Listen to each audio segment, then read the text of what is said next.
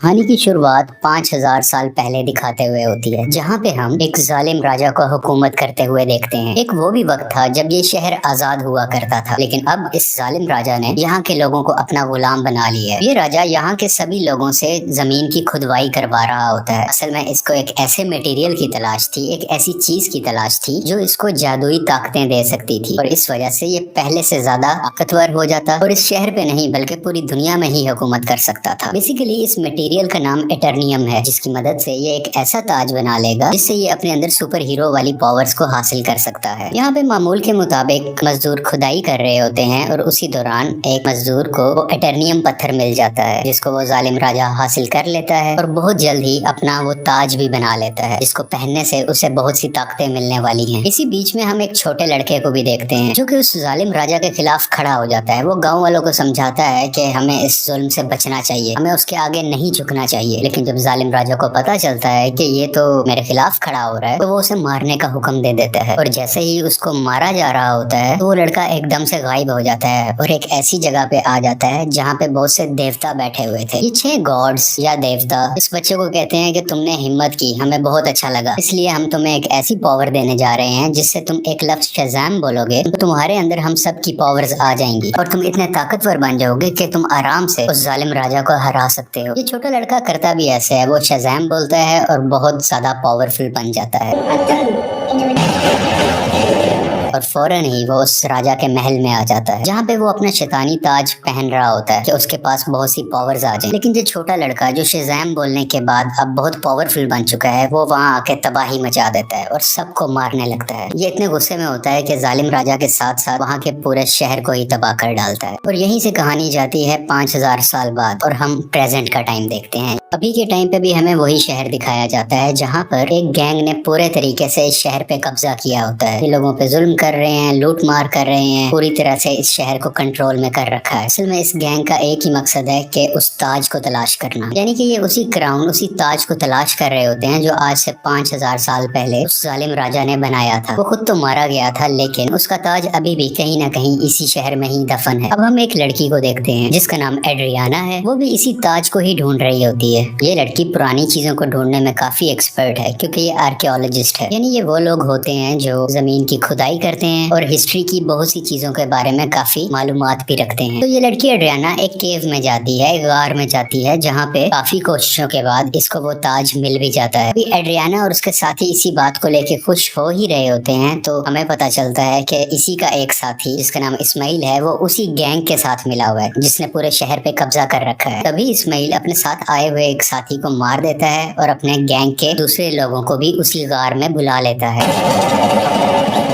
सब लोग इसकी तरफ गन पॉइंट करते हैं और उसे कहते हैं कि एड्रियाना हमें तुम वो ताज दे दो। तभी ये लड़की नीचे देखती है और वहाँ पे कुछ वर्ड्स लिखे होते हैं। जब ये उसे पढ़ती है तो इसके मुंह से निकल जाता है शज़ाम। ये लफ्ज बोलते ही वहाँ पे ब्लैक एडम आ जाता है और वहाँ पे आए हुए सब गुंडों को मारने लगता है। इतना मारता है कि वहाँ पे कोई भी नहीं बच पाता। जबकि रही बात इस्माइल की, जो गुंडों के साथ मिला हुआ था, वो वहाँ पे मरने का नाटक करता है, इसलिए उसकी जान जहाँ पे बच जाती है। क्योंकि एड्रियाना ने ब्लैक एडम को जिंदा किया होता है, दोबारा से जगाया होता है, तो वो उसको कुछ भी नहीं कहता। अभी ब्लैक एडम वहीं पर होता है कि गैंग के कुछ और लोग आ जाते हैं और उस पर एक स्पेशल वेपन से अटैक करते हैं। ये वेपन उसी एटर्नियम मटेरियल से बना होता है जिसकी मदद से वो ताज भी बना था। और जैसे ही ये मिसाइल ब्लैक एडम को लगता है तो उसे वाकई ही दर्द महसूस होती है। ब्लैक एडम उस मारने वाले गुंडे की तो जान ले लेता है, लेकिन उस रॉकेट या उस छोटे से मिसाइल के लगने की वजह से खुद भी बेहोश हो जाता है। तो हमें यहाँ पे ये पता चलता है कि एटर्नियम ऐसा मटेरियल है जो ब्लैक एडम की कमजोरी है और इसी मटेरियल से ब्लैक एडम को मारा भी जा सकता है। तो ये देखते हुए एड्रियाना काफी परेशान हो जाती है और वो ब्लैक एडम को अपने घर ले जाती है। जैसे ही ब्लैक एडम को होश आता है तो वो यहाँ पे एड्रियाना के बेटे से मिलता है। ये बच्चा ब्लैक एडम को कहता है कि आप 5000 साल से उस गार के अंदर बंद थे, अब क्योंकि हमारा शहर गुलामी बसर कर रहा है, वो गैंग हमें जीने नहीं दे रहा, तो आप हमारे लिए एक मसीहा बन के आए हो, आप ही हमारे शहर को उस गैंग से बचाओगे। ब्लैक एडम को यहाँ पे कोई फर्क नहीं पड़ता। वो कहता है कि आज से 5000 साल पहले ये मेरा शहर हुआ करता था, अब यहाँ पे सब कुछ बदल चुका है, तो इस शहर को बचाने के लिए मैं रिस्पॉन्सिबल नहीं हूँ। मुझे इस शहर और यहाँ के लोगों से कोई मतलब नहीं है। और ये बात कहते ही वो घर से बाहर आ जाता है और शहर में फिरने लगता है और शहर को देखने लगता है। इसके बाद हम एक फीमेल लीडर को देखते हैं जिसका काम इस दुनिया में आने वाले सुपर हीरो और सुपर विलन्स को रोकना होता है। दुनिया में ऐसे हालात रखने होते हैं जिसकी वजह से आम लोगों को कोई मुश्किल ना आए और हमारी जमीन को भी कोई खतरा ना हो। वो यहाँ पे एक सुपर हीरो हॉकमैन से बात कर रही होती हैं। कहती हैं कि ब्लैक एडम अब वापस आ चुका है और उसे अगर रोका ना गया वो पहले की तरह इस बार भी बहुत ज्यादा तबाही मचा सकता है, और वो अगर पागल हो गया, वो गुस्से में आ गया, तो उसको रोकना लगभग नामुमकिन है। हॉकमैन इस चीज के लिए राजी हो जाते हैं और अपनी टीम इकट्ठी करते हैं जिसमें और भी बहुत से सुपर हीरोज शामिल होते हैं और सब मिलकर ब्लैक एडम को पकड़ने के लिए निकल जाते हैं। दूसरी तरफ उस गैंग के कुछ लोग एड्रियाना के घर पहुंच जाते हैं क्योंकि उन्हें पता था वो ताज अभी भी उसी के पास है, तो वो ताज लेने ही गए थे। और जैसे ही वो लोग एड्रियाना की फैमिली पे हमला करने वाले होते हैं तो ब्लैक एडम्स वहाँ पे उनको बचाता है और उस गैंग के लोगों को एक बार फिर से मार डालता है।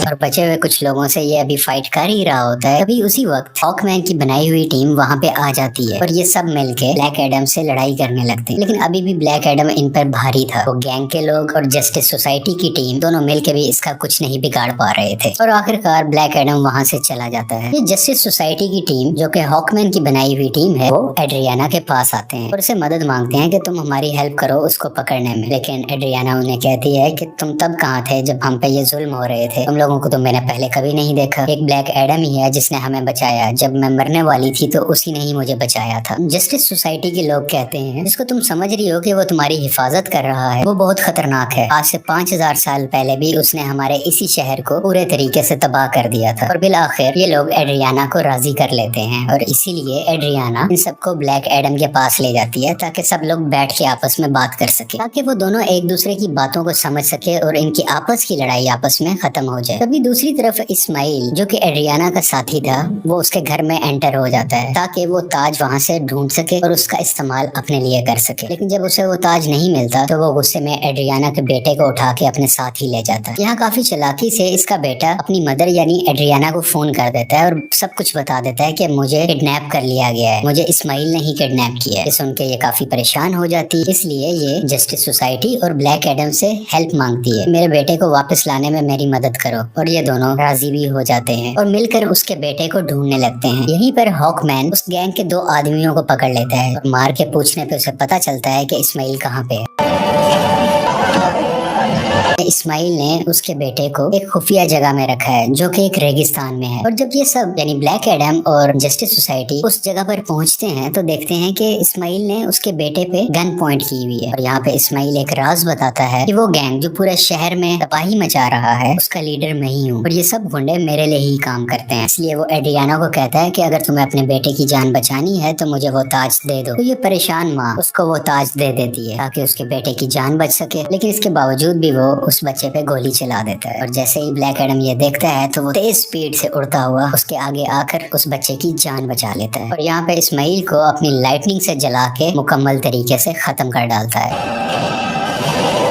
यहाँ पे ब्लैक एडम भी हॉकमैन से मिलता है और उसको एक बहुत बड़ा राज बताता है कि आज से 5000 साल पहले वो लड़का जिसने उस जालिम राजा के खिलाफ आवाज उठाई थी वो मैं नहीं था बल्कि वो मेरा बेटा था। और जब जालिम राजा मेरे बेटे को मार रहा था तो वो उसी वक्त वहीं से गायब हो गया था। इस चीज को देखते हुए जालिम राजा को बहुत गुस्सा आया क्योंकि अब वो मेरे बेटे को तो ढूंढ नहीं पा रहा था, तो उसने मुझे मेरे घर वालों को पकड़ लिया और हमें बहुत मारा पीटा। हमें इतने बुरे तरीके से मारा गया कि शायद कुछ जानवरों पे भी ऐसा सलूक नहीं करता। देखते ही देखते मेरी वाइफ वहीं पर मारी गई और मैं भी तकरीबन मरने ही वाला था। तभी मेरा बेटा मेरे पास वापस आ गया जिसके पास बहुत सी शक्तियां थी, बहुत सी पावर्स थी और उसने अपनी सारी पावर्स मुझे दे दी, यानी कि अब सारी पावर्स मेरे अंदर आ चुकी थी। अभी हम दोनों बात कर ही रहे थे तभी जालिम राजा के लोगों ने एक बार फिर से हम पे हमला कर दिया। वहाँ पे मैं तो बच गया क्योंकि मेरे पास बहुत सी पावर्स थी, लेकिन मेरा बेटा मेरी आंखों के सामने ही मारा गया। अपने बेटे को मरता हुआ देख के मैं आग बबूला हो गया, यानी मुझे बहुत गुस्सा आ गया और मैंने जालिम राजा और उसके लोगों को तो मार दिया, लेकिन वो पावर्स, वो शक्तियां मेरे काबू में नहीं रही। मैं उन्हें कंट्रोल ही नहीं कर सका और देखते ही देखते ये पूरा शहर मेरे ना चाहते हुए तबाह हो गया।